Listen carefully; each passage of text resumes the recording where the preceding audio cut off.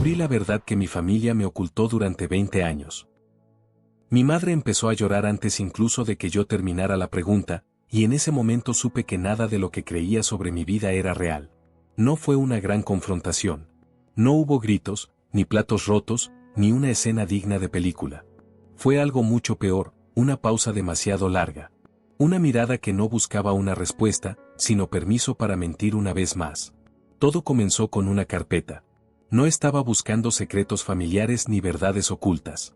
Estaba limpiando el armario del pasillo porque el casero iba a subir a revisar una fuga, y mi madre, ya cansada, con esa energía de alguien que ha postergado demasiadas cosas, me pidió que sacara las cajas viejas.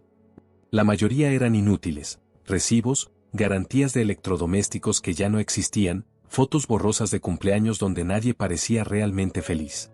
Hasta que encontré una carpeta azul, sin etiquetas, metida detrás de un maletín que jamás la vi usar. No la abrí de inmediato. No porque sospechara algo, sino porque sentí esa incomodidad absurda de invadir un espacio que no me pertenecía. Pero el nombre escrito en la primera hoja me detuvo. Era mi nombre, completo, con ambos apellidos, con una fecha incorrecta.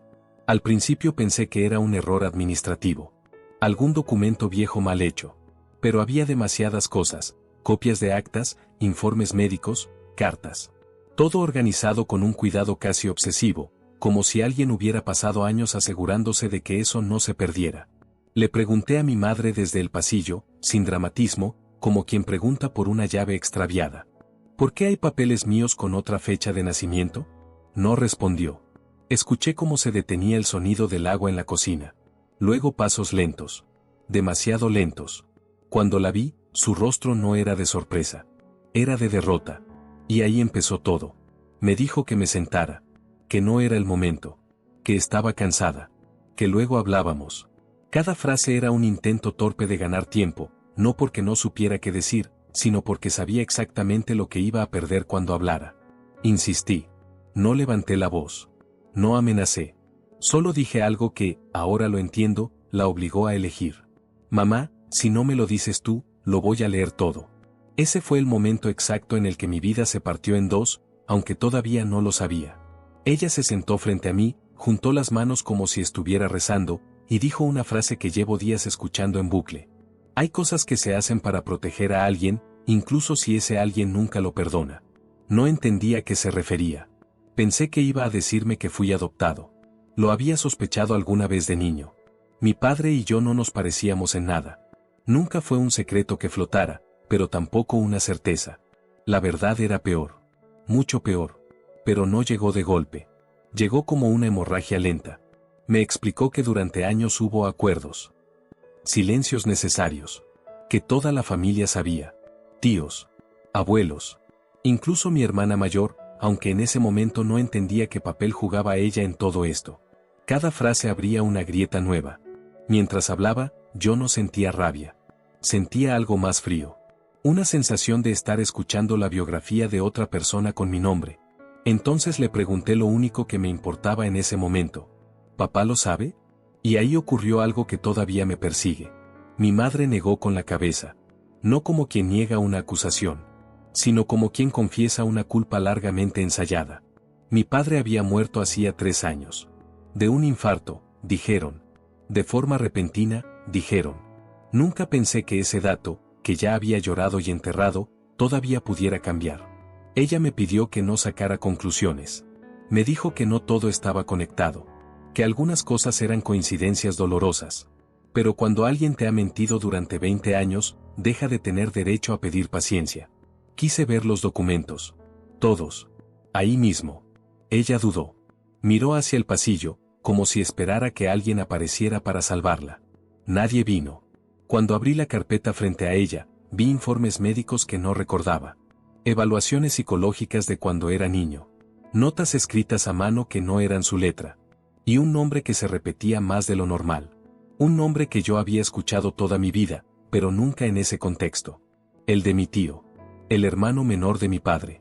El mismo que siempre estuvo demasiado presente. El que me llevaba al colegio cuando mi padre trabajaba. El que sabía detalles de mí que yo nunca le conté.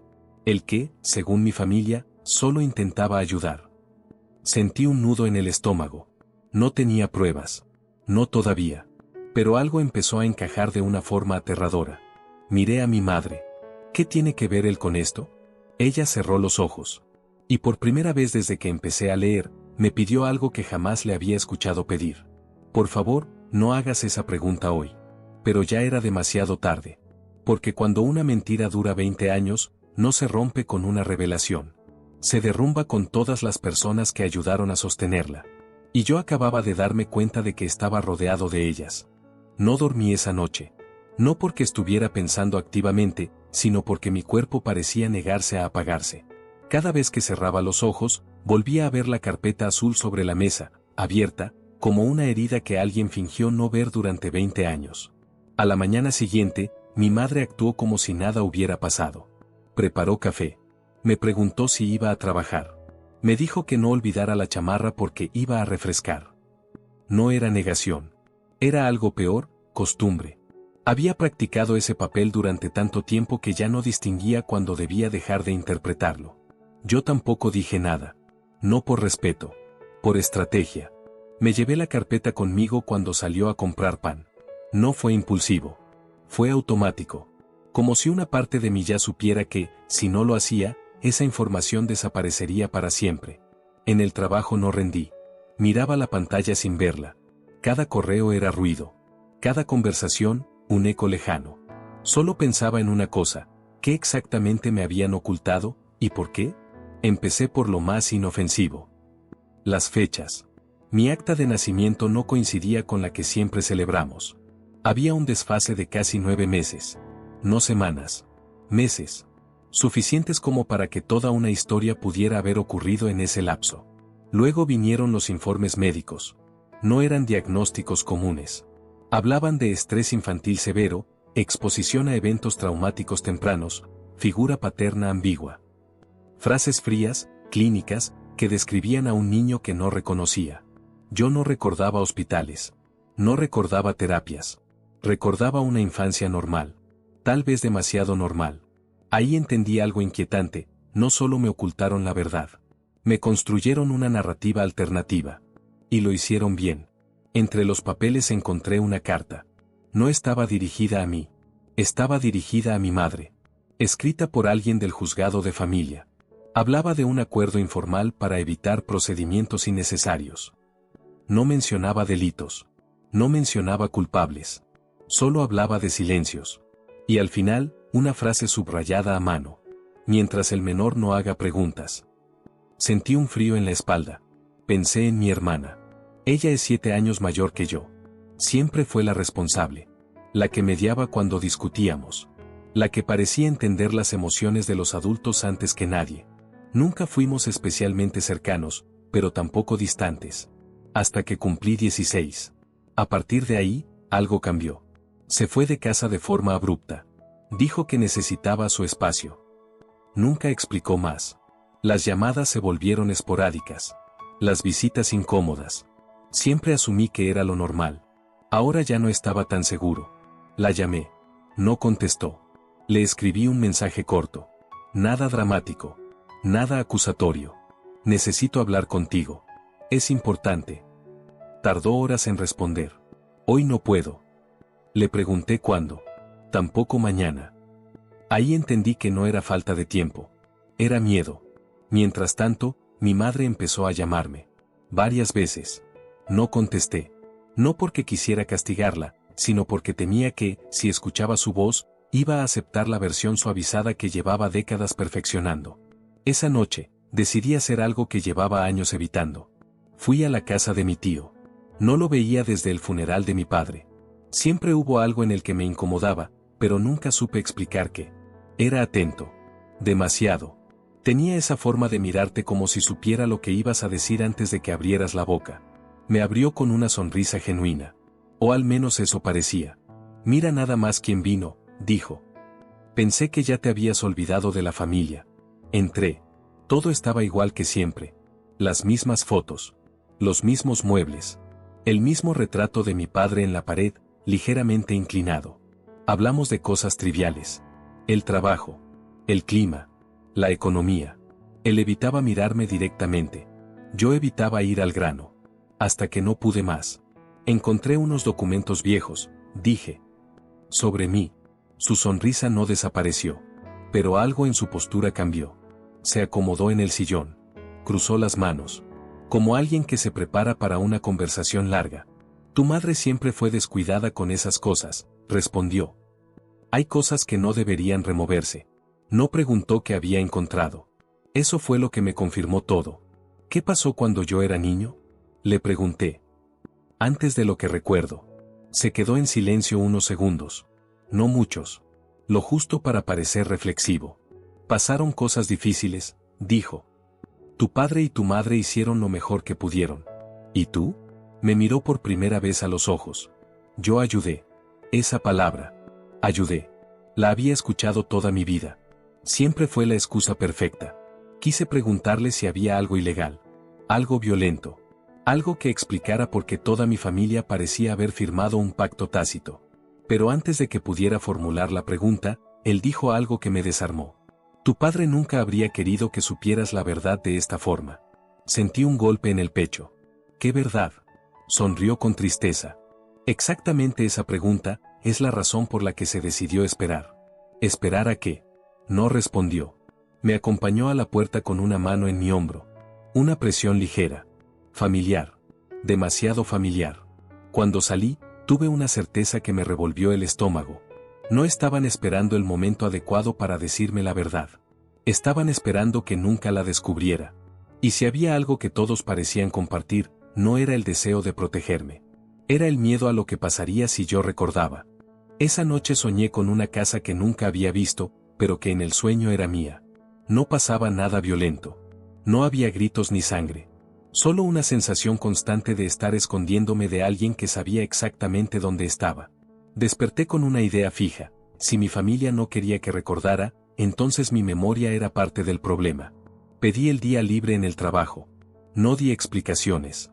Tomé la carpeta y fui a un lugar que no visitaba desde hacía más de 10 años. La clínica donde, según los documentos, me habían evaluado cuando era niño. El edificio seguía ahí, aunque ahora era más pequeño de lo que recordaba. O quizá yo era más grande de lo que creía ser entonces. En recepción no me hicieron muchas preguntas. Un nombre. Una fecha. Un gesto automático de alguien acostumbrado a desenterrar pasados ajenos. Tardaron casi una hora en traerme el expediente completo. No debería haber existido. Muchos archivos se destruyen después de cierto tiempo. El mío no. Alguien se aseguró de que se conservara. Ahí fue donde apareció el primer nombre que no reconocí. Una psicóloga infantil. Notas detalladas.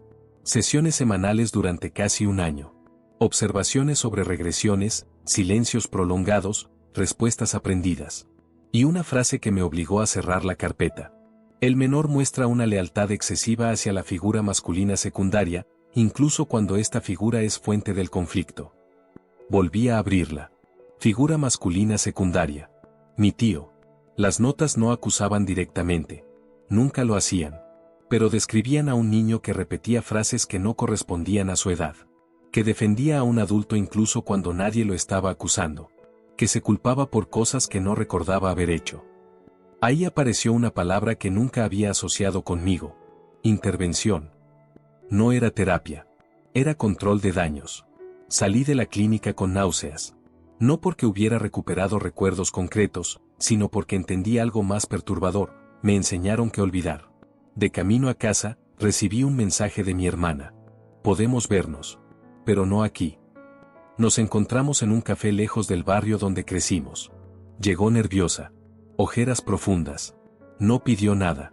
Solo se sentó frente a mí y me miró como si estuviera evaluando cuánto sabía. No la dejé empezar. ¿Tú lo sabías? Dije. No fue una pregunta. Asintió. Apenas. ¿Desde cuándo? Desde siempre. Esa respuesta me dolió más que cualquier revelación. Me explicó que cuando yo era pequeño, ella ya era lo suficientemente grande para entender que algo no estaba bien. Que hubo noches en las que me escuchó llorar y nadie fue. Que hubo discusiones a puerta cerrada donde se usaban palabras como denuncia, escándalo y familia. Papá quiso ir a la policía, dijo.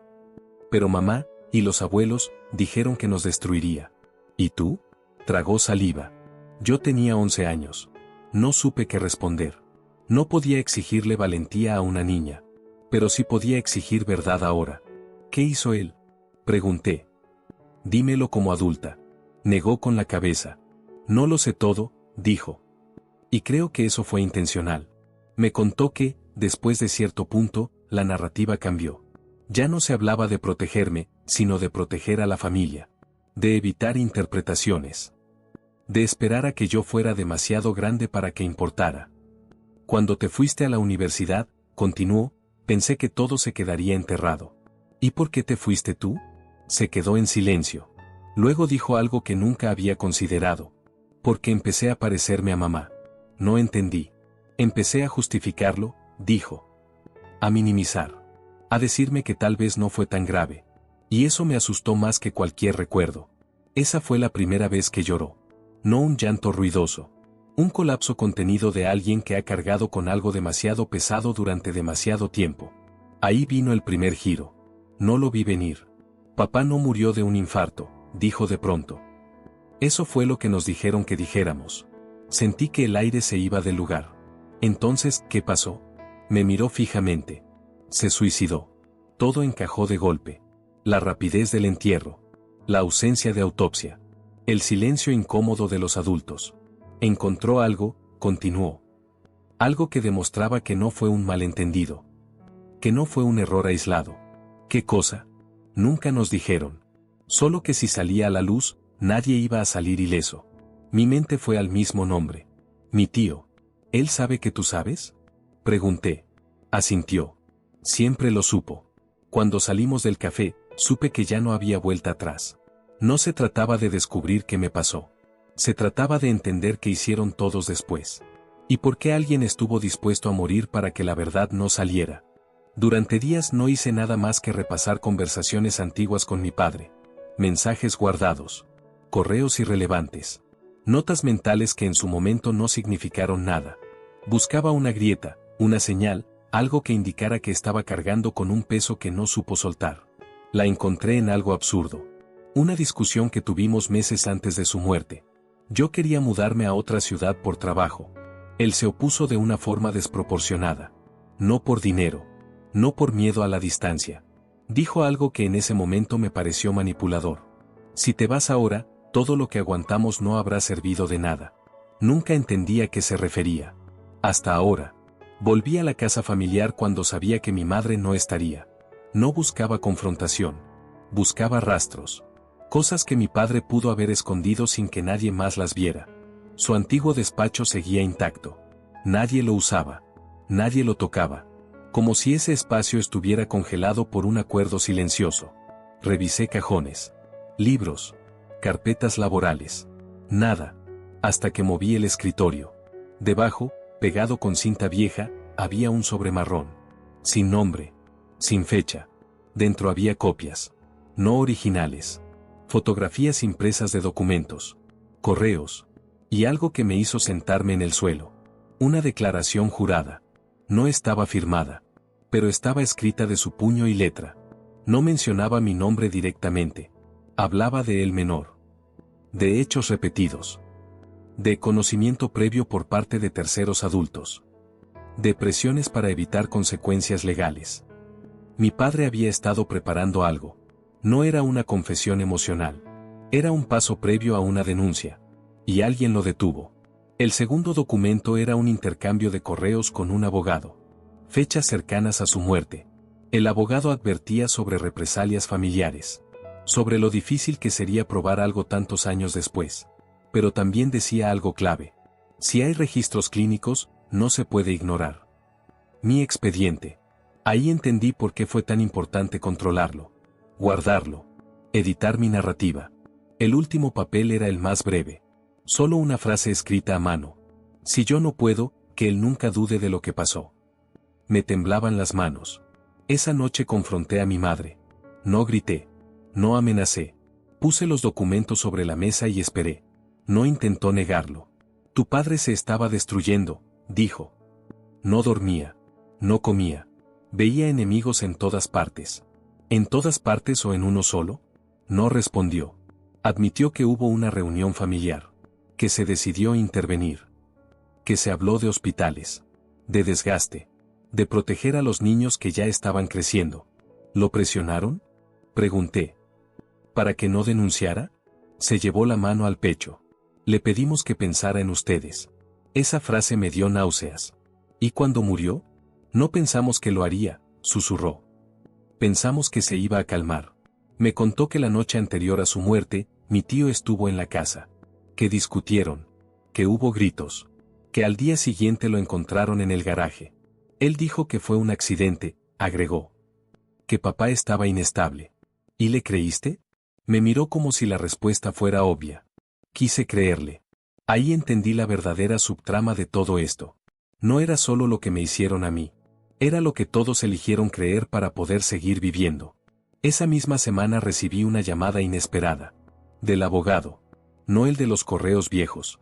Otro. Dijo que representaba a mi tío. Y que sabía que yo había empezado a hacer preguntas. Mi cliente está preocupado por tu bienestar, dijo con una calma ensayada. Cree que estás reabriendo heridas que podrían afectarte psicológicamente. Le colgué. Esa noche encontré algo más en la carpeta azul. Un documento que nunca había visto. Una autorización firmada por mi madre o por mi padre. Permitían que ciertas sesiones terapéuticas no quedaran registradas oficialmente. Protección de privacidad, decía. Pero ya no me quedaban dudas. No solo me ocultaron la verdad. La administraron. La dosificaron. La manipularon. Y ahora, alguien estaba asustado. No por lo que yo sabía, sino por lo que estaba a punto de recordar. No le conté a nadie lo que había encontrado en el despacho de mi padre. Ni a mi madre. Ni a mi hermana. Algo en mí entendió que, a partir de ese punto, la información era poder. Y que durante 20 años yo había sido el único en esa familia que no tuvo ninguno. Empecé a investigar solo. No como en las películas. No hubo pizarras ni hilos rojos. Fue más sucio. Más lento.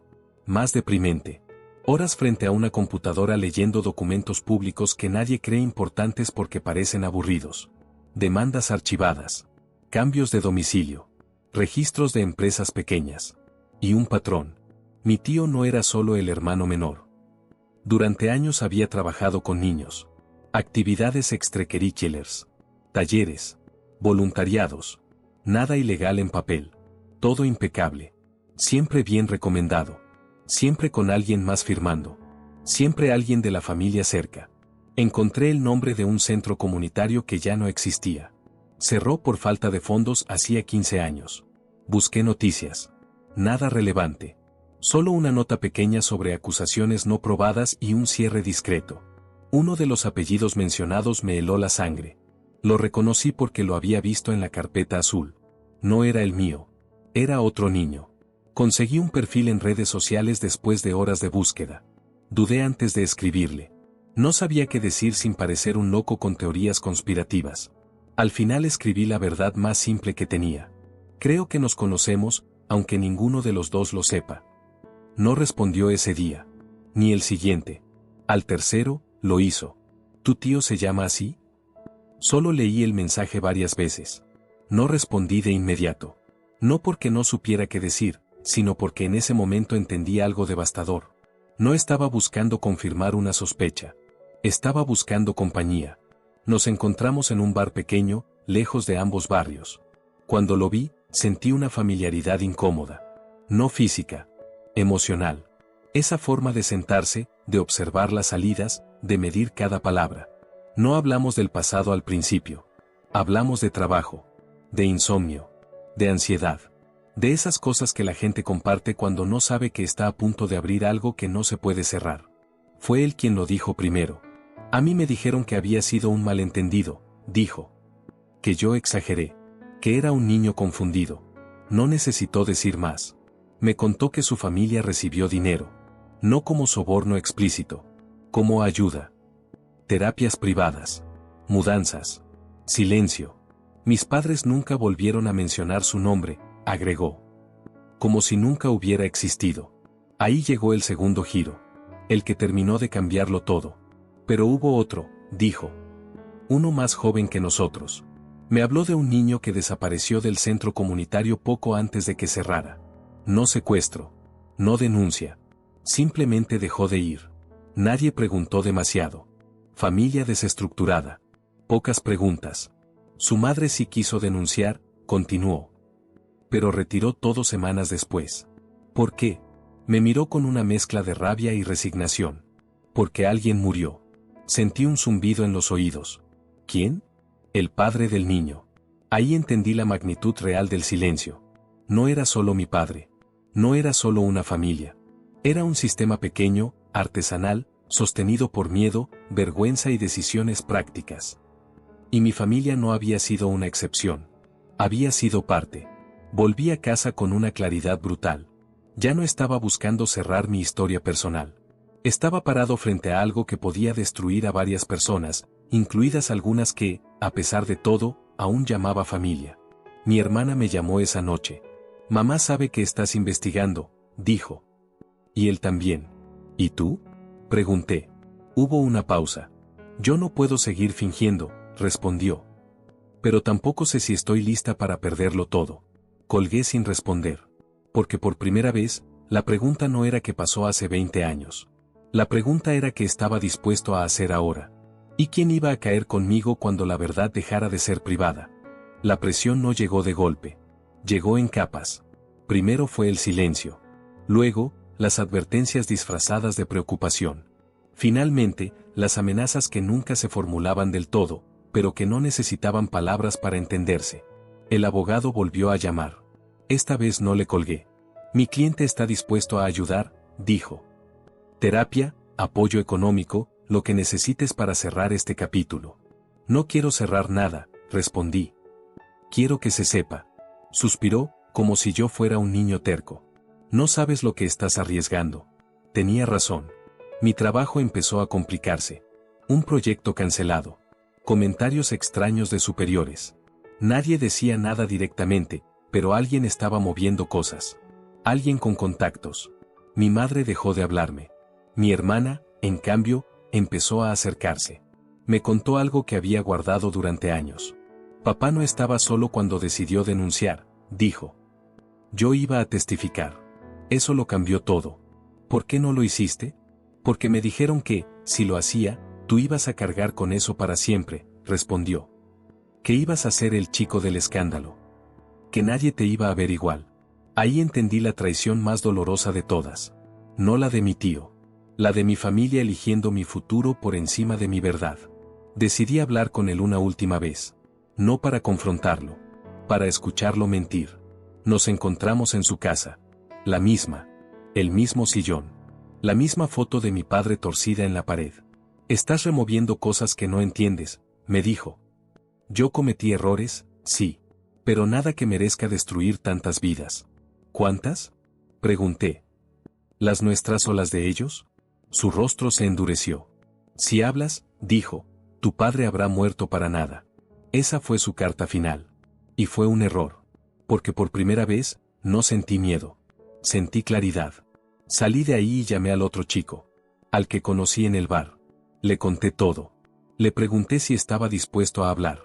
He estado esperando 20 años, respondió. No me vuelvas a pedir que espere. Fuimos a un periodista. No uno grande. No uno famoso. Uno local. De esos que todavía creen que ciertas historias importan aunque no den clics inmediatos. Le mostramos documentos. Testimonios. Patrones. Nombres. No prometió nada. Pero tampoco nos echó. 2 semanas después, el artículo salió. No mencionaba todos los nombres. No todavía. Pero la estructura era clara. Innegable. Ese mismo día, mi tío intentó suicidarse. No murió. Quedó hospitalizado. La familia se fracturó en horas. Algunos me llamaron para agradecerme. Otros para insultarme. Algunos para pedirme que parara. Mi madre no dijo nada. Hasta 3 días después. Vino a mi casa. Se veía más pequeña. Nunca quise que esto fuera así, dijo. Pero fue, respondí. Lloró. Me pidió perdón. No por lo que pasó. Por no haber tenido el valor de enfrentarlo. No supe qué decirle. Porque el perdón no repara 20 años de silencio. Y entonces llegó la última pieza. Un mensaje del periodista. Hay alguien más. Quiere hablar contigo. No para acusar. Para advertir. No me dijo quién era. Solo que había formado parte de las decisiones. Y que, según él, todavía había algo que yo no sabía. Algo que, si salía a la luz, cambiaría por completo la forma en que todos verían esta historia. Nos reunimos en un lugar neutro. Una oficina pequeña, sin ventanas. El tipo no era un villano de película. No tenía cara de culpa ni de poder. Era alguien común. Eso fue lo más perturbador. Había trabajado en servicios sociales. Yo no vine a justificar nada, dijo apenas nos sentamos. Vine a decirte algo que no vas a querer escuchar. Sacó una carpeta. No azul. Gris. Desgastada. Dentro había copias de evaluaciones antiguas. Informes cruzados. Decisiones administrativas. Mi nombre aparecía en varias páginas. Y entonces dijo la frase que terminó de romper lo poco que quedaba intacto. Tu caso fue considerado cerrable. No entendí.